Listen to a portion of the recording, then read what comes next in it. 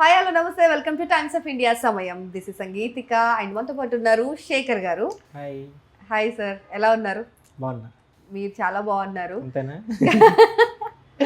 కానీ big boss లో winners గా గెలిచి కెరీర్ లో ఏదో సాధించేస్తాం, బిగ్ బాస్ లోకి వెళ్తే సమ్ ఫేమ్ వచ్చేస్తుంది, ఒక లైమ్ లైట్ వస్తుంది అని ఎక్స్పెక్ట్ చేసి వెళ్ళిన వాళ్ళు మాత్రం ఎక్కడ వేసిన గొంగలి అక్కడే అన్నట్టుగా ఉన్నారు.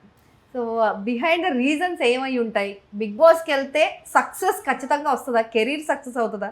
యాక్చువల్గా బిగ్ బాస్ ఛాన్స్ రాగానే వాళ్ళు అదే థాట్తో వెళ్తుంటారు. ఎందుకంటే బిగ్ బాస్కి వెళ్ళంగానే మనకు ఎంతో కొంత క్రేజ్ వస్తుంది, దాని ద్వారా పాపులారిటీ పెరుగుతుంది, ఆ వచ్చిన పాపులారిటీని వాళ్ళ కెరియర్కి బేస్గా ఉపయోగపడుతుంది అని చెప్పి చాలామంది అనుకుంటుంటారు. సో కొంతమంది విషయాల్లో అది నిజం అయ్యింది, కొంతవరకు కూడా అది నిజమైంది. అయితే ఇక్కడ సమస్య మెయిన్ వచ్చేసి విన్నర్స్ వరకు వస్తుంది. ఏంటంటే విన్నర్ మనం ఇప్పటికి వచ్చి తెలుగులో చూసుకుంటుంటే ఓటీటీ సీజన్తో కలుపుకుంటే మనకి 10 సీజన్లు అయినాయి ఇప్పటి వరకు కూడా. ఫస్ట్ సీజన్ శివబాలాజీ దగ్గర నుంచి కానీ, రెండో సీజన్ దగ్గరికి కౌశల్ మందా కానీ, మూడో సీజన్లో రాహుల్ సిప్లిగంజ్, నాలుగో సీజన్లో అభిజిత్, అలాగే సన్నీ, శ్రీహాను, ఆరో సీజన్లో శ్రీహాను, సింగర్ రేవంత్ ఇద్దరు విన్నర్లు ఉన్నారు. నెక్స్ట్ 7వ సీజన్లో పల్లవి ప్రశాంత్, 8వ సీజన్లో నిఖిల్, తర్వాత 9వ సీజన్లో కళ్యాణ్ పడాల, నెక్స్ట్ ఓటీటీ సీజన్లో బిందు మాధవి. సో ఈ 10 మంది విన్నర్ని కనుక మనం చూసుకుంటే ఇప్పటి వరకు కూడా కెరియర్లో అంటే సినిమాల్లో మనకి ఫస్ట్ అడుగు మనం బిగ్ బాస్కి వెళ్ళిన తర్వాత మన లైఫ్ మారిపోతుంటుంది. లేదనంటే దీన్ని బేస్ ఇప్పుడు ప్రజెంట్ మనం చూసుకుంటుంటే కళ్యాణ్ పడాలనే చూసుకుందాం మనం. అతను ఏం చెప్పాడు, సో నాకు ఆర్మీని వదిలేసి సినిమాల్లోకి రావాలి అని చెప్పి ప్రజెంట్ ఇప్పుడు అతని ట్రెండ్ నడుస్తుంది కాబట్టి అతను ఎగ్జాంపుల్ చూస్తే నెక్స్ట్ నేను సినిమాల్లోకి రావాలి, బిగ్ బాస్లోకి వెళ్ళి ఆ క్రేజ్ను ఉపయోగించుకుని నేను సినిమాల్లోకి వెళ్ళాలి, సినిమా ద్వారా నాకు ఎంతో కొంత పేరు వస్తుంది, మంచి పేరు వచ్చిన తర్వాత మనకి కెరియర్ బాగుంటుంది అనేది అతని తోట. మిగతా అతని పైన ఉన్న 9 మంది కూడా ఇది థాట్తో ఉన్నారు. అందులో కొంతమంది బిందు మాధవి అలాంటి వాళ్ళు కొంతమంది సినిమాల్లో చేశారు ఎంతమంది. ఇప్పుడు ప్రజెంట్ మళ్ళీ చూసుకుంటే బిందు మాధవి మళ్ళీ సినిమాల్లోకి బిగ్ బాస్ అయిపోయిన తర్వాత సగం మర్చిపోయి ఉన్న తర్వాత మళ్ళీ ఆమె ముందు ఏదైతే నటిగా ఆమెకి పేరు ఉన్నదో అదే పేరును ఉపయోగించుకుని మళ్ళీ ఇప్పుడు మనకి సినిమాల్లోకి వచ్చింది. రీసెంట్గా ఆమెకి మంచి హిట్ కూడా పడింది. ఇప్పుడు బిగ్ బాస్ తో అయితే పెద్ద చేంజ్ చేసి రాలేదు. కానీ ఇప్పుడు ప్రజెంట్ నేను చెప్పాల్సింది విషయం ఏంటనంటే బిగ్ బాస్కి వెళ్ళి క్రేజ్ దక్కించుకుని అక్కడ పేరుతోటి మన సినిమాల్లో రాణించాలి అని అనుకునే ఆలోచనలు ఉంటే ఈ 10 మందిని ఉదాహరణగా చూసుకుని మనం విరమించుకుంటే మంచిది.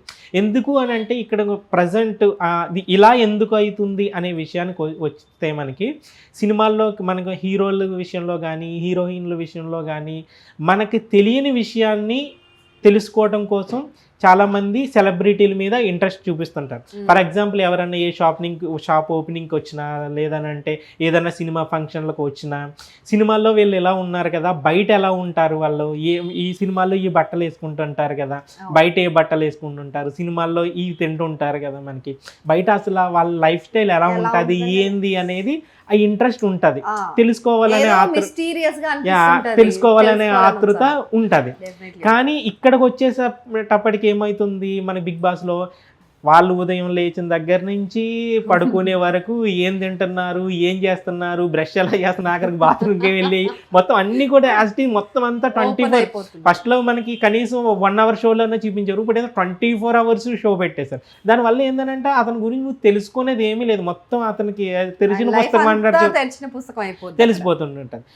సో తెలిసిపోయిన తర్వాత వాళ్ళ క్యారెక్టర్, వాళ్ళ రియల్ క్యారెక్టర్ ఏంది అనేది తెలిసిపోయిన తర్వాత వాళ్ళ గురించి ఇంకా మనకి తెలుసుకోవడానికి ఏమున్నది అనేది ఒకటి ఉంటుంది.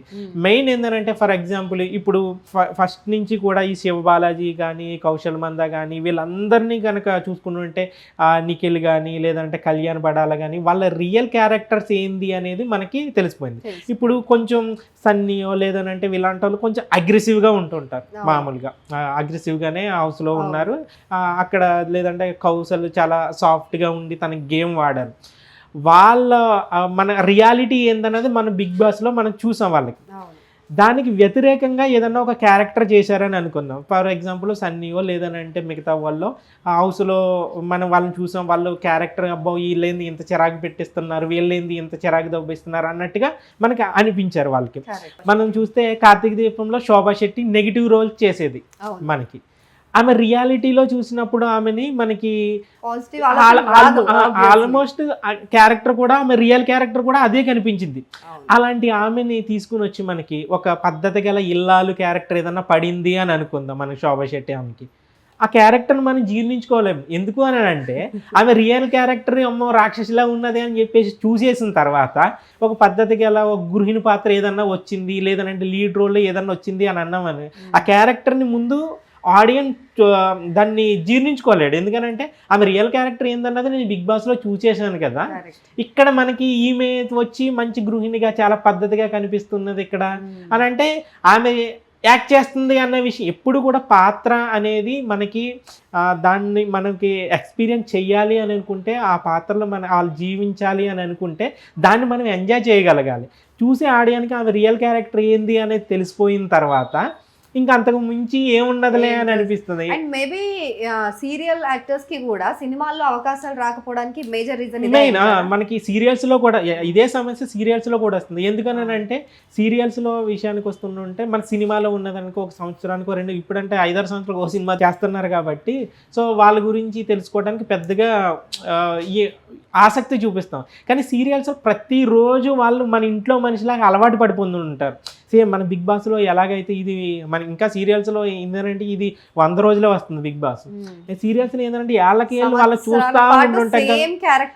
చూస్తూ ఉంటుంటాం కాబట్టి అక్కడ సమస్య ఏమైందంటే వాళ్ళ రియల్ క్యారెక్టర్ కంటే కూడా వాళ్ళు ఏదైతే మనకి స్క్రీన్ మీద కనపడే క్యారెక్టర్ ఉంటుందో దానికి అలవాటు పడిపోతాం.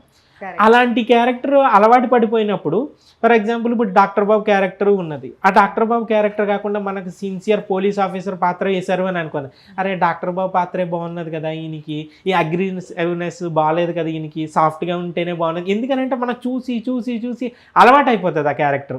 సీరియల్స్లో కూడా మనకి ఆ పాత్ర ఎక్కువ రోజులు చూడటం వల్ల మనకి అలవాటు అయిపోవటం వల్ల ఏదైనా కొత్తగా పాత్రలు చేసినా కూడా మనకి మెదడులో నాటుకుపోతుంది. ఇప్పుడు మనకి సీరియల్స్లో కానీ లేదంటే సినిమాల్లో కానీ ఒక పోలీస్ పాత్ర ఏదన్నా ఒక పోలీస్ పాత్ర వేసారని అనుకో, ఆయనకు మళ్ళీ అదే పోలీస్ పాత్ర వస్తుంటుంది. ఒక డాక్టర్ రోల్ చేశారు మళ్ళీ అదే డాక్టర్ సైడ్ రోల్స్ మనం అవే చూస్తుంటాం, చూడలేరు. మరి సీరియల్స్ విషయానికి కూడా అదే అవుతుంది. సో ఇక్కడ కూడా బిగ్ బాస్ విషయానికి వచ్చినప్పుడు కూడా సేమ్ అదే అవుతుంది. వాళ్ళ రియాలిటీ ఏంది అనేది మనకు ఆల్రెడీ తెలిసిపోయి ఉన్నది కాబట్టి వాళ్ళని ఇంక ఎంత చేసినా ఎలాంటి ప్రయోగాత్మక పాత్రలు చేసినా కూడా వాళ్ళని మనం యాక్సెప్ట్ చేయడానికి మనకి యాక్సెప్ట్ చేయలేకపోతున్నారు. ఈవెన్ మనకి విన్నర్ల కంటే కూడా కొంతమంది రన్నర్లను చూస్తాం. ఇంకొక సమస్య ఏమొస్తుంది అని అంటే ఈ బిగ్ బాస్ అనేది ఈ మధ్య కాలంలో విన్నర్కి ఎంతమంది పాపులర్ ఉంటారో లేదంటే ఫ్యాన్స్ ఉంటారో రన్నర్ కూడా అంతే మంది ఉంటారు. ఇది వారుగా. అండ్ శ్రీహాన్ అండ్ రేవంత్ విషయంలో అయితే ఎవరు విన్నర్ అని ఇప్పుడు కూడా తెలియదు. ఇది ఏమవుతుంది అని అంటే విన్నర్కి రన్నర్కి మధ్య హోరాహోరీ పోరు జరిగినప్పుడు వాళ్ళకి సెలెక్టెడ్ ఆడియన్స్ ఉండిపోతున్నారు వాళ్ళిద్దరి మధ్యన. ఫర్ ఎగ్జాంపుల్ ఇప్పుడు విన్నర్ అయిన అతను ఒక సినిమా తీసుకున్నాడు, రన్నర్ అయిన వాళ్ళంతా వాళ్ళని ద్వేషిస్తుంటారు. ఎందుకంటే బిగ్ బాస్ ట్రోలింగ్ చేస్తుంటారు. అతని సినిమా చూడడానికి ఇష్టపడరు. ఆ బిగ్ బాస్ లో వీడు ఏం చేశాడో చూసాం కదా, వీడి సినిమా ఏం చేస్తాడు చేసేస్తుంటారు. ట్రోలింగ్ అనేది ఉంటుంది. అంతే ఆ బిగ్ బాస్ లో వాళ్ళని చూడటం వల్ల ఏందని అంటే వాళ్ళని అసలు సినిమా అనేది సినిమాలా చూడాలి అనేది థాట్ ఎప్పుడో మారిపోయింది. ఈ బిగ్ బాస్ వల్ల ఏమవుతుంది అని అంటే విన్నర్ కంటే కొంచెం కాస్త కూస్తా రన్నర్సే బెటర్ గా కనిపిస్తున్నారు మనకి. ఇప్పుడు మనకి నిఖిల్ మలయక్కల్ మనకి విన్నర్ అయ్యారు, గౌతమ్ మనకి రన్నర్ అయ్యారు, కానీ గౌతమ్ హీరో అవుతున్నారు. అలాగే పల్లవి ప్రశాంత్ విన్నర్ అయ్యారు, తర్వాత అమర్దీప్ రన్నర్ అయ్యారు, కానీ అమర్దీప్ సినిమాలు చేసుకుంటున్నారు.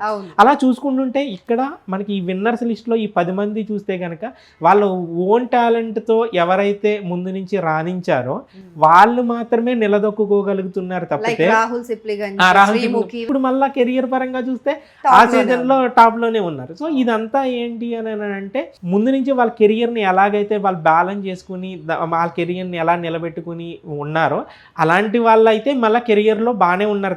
అంతే తప్ప విన్నర్ బిగ్ బాస్కి వెళ్ళి విన్నర్ అయిపోయిన తర్వాత మనం ఏదో చేయాలి అని అనుకుంటే ఈ 10 మందిని చూసిన తర్వాత మనకి ఏమీ చేయలేరు. అలాంటి థాట్స్ ఏదన్నా ఉంటే కనుక మీ ఓన్ థాట్స్ని ఉపయోగించుకుని మీ టాలెంట్ని ఉపయోగించుకుని ఏదో చేయాలి అని మీ ఓన్ టాలెంట్తో యాక్టింగ్ వైపు రావాలి అనేది తప్ప బిగ్ బాస్ విన్నర్ అయినంత మాత్రాన మనం ఏదో సాధించాలి, మనం మెయిన్ సినిమాల్లోకి వచ్చి మనం హీరో అయిపోయిన రాజకీయ ఇది జస్ట్ ఈ టాపిక్ మనం ఇప్పుడు ఎందుకు మాట్లాడాల్సి వస్తుందంటే మన కళ్యాణ్ చాలా అంటే ఆర్మీని Career వదిలేశాడు. కెరీర్ వదిలిపెట్టొచ్చి ఇక్కడ నేను సాధిస్తాను అన్న నమ్మకంతో అవును. వచ్చారు. Bigg Boss is such good అలా ప్లాట్ఫామ్. చాలా మంది ఉన్నారు. ఎందుకంటే ఇప్పుడు చాలా మంది కామనర్స్ కూడా తీసుకుంటున్నారు ఈ సీజన్ నుంచి. సో ఇది చూసిన తర్వాత ఏమనుకుంటారంటే అరే మనం కూడా బిగ్ బాస్ కి వెళ్ళొచ్చు, మనం కూడా బిగ్ బాస్ కి వెళ్ళి పేరు తెచ్చుకుని అక్కడ విన్నర్ అయ్యి మన సినిమాలో విన్నర్ అయ్యే వరకునే అక్కడే ఫుల్ స్టాప్ పడుతుంది. మైండ్ లో పెట్టుకోవాలి. అది విన్నర్ అయ్యే వరకు అక్కడ ఫుల్ స్టాప్ పడిపోతుంది. అక్కడ నెక్స్ట్ నుంచి ఏముంటలేదు. అలా కాకుండా నేను బిగ్ బాస్కి వెళ్తే ఆ 2-3 నెలలు ఇచ్చిన రెమ్యునరేషను లేదనంటే ఆ తర్వాత ఏదన్నా యాడ్స్ వాళ్ళ ఏదైనా షోలు ఇవన్నీ చేసుకుని నాకు అక్కడ వరకు చాలు అని అనుకున్న వాళ్ళైతే ఓకే.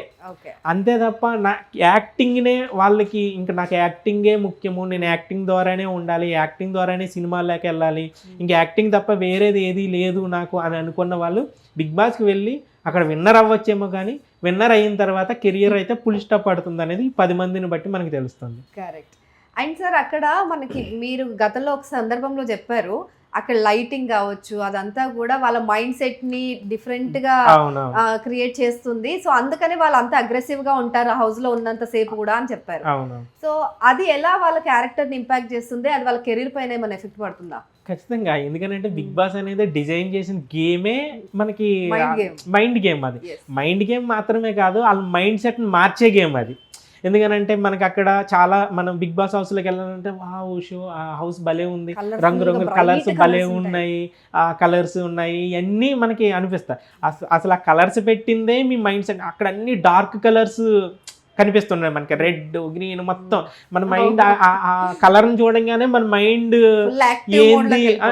అక్కడికి వెళ్ళిన తర్వాత మనిషి కోపాన్ని ఏ విధంగా పెంచడానికి ఏ విధంగా ఉంటాయో చుట్టూ అలాంటి పరిస్థితిని వాళ్ళు క్రియేట్ చేస్తుంటారు. ఫస్ట్ కడుపు మీద కొడుతుంటారు ఫుడ్ మనకి వెళ్ళంగానే అక్కడ ఆకలి అక్కడ ఏంటంటే వాళ్ళు పెట్టిందే తినాలి, వాళ్ళు వండిందే తినాలి. అక్కడ రకరకాలు వండుతాం. మనకి ఆటోమేటిక్గా మన ఇంట్లో వండితేనే మనకి ఇది బాగాలేదు అని చెప్పేసి అని ఉంటాం. అక్కడ ఒక 10-15 మంది కలిసి తిన్నప్పుడు ఒకరికి సరిపోతుంటుంది, ఒక్కొక్కరికి నచ్చుతుంది, ఒక్కొక్కరి కారం ఎక్కువ ఉంటే నచ్చుతుంది, ఒక కారం తక్కువ ఉంటే నచ్చుతుంది.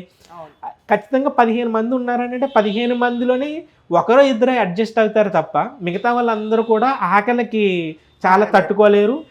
ఎప్పుడైతే మనకి లోపల ఆకలి ఉంటుందో మనం ఏదన్నా ఉంటే బ్యాలెన్స్ తప్పుతుంటే ఖచ్చితంగా లోపల ఆకలి వేస్తుందని అనుకో, మనల్ని ఎవరన్నా వచ్చి ఏదన్నా అని అన్నారని అంటే మన చిరాకు వచ్చేస్తుంది ఆటోమేటిక్గా.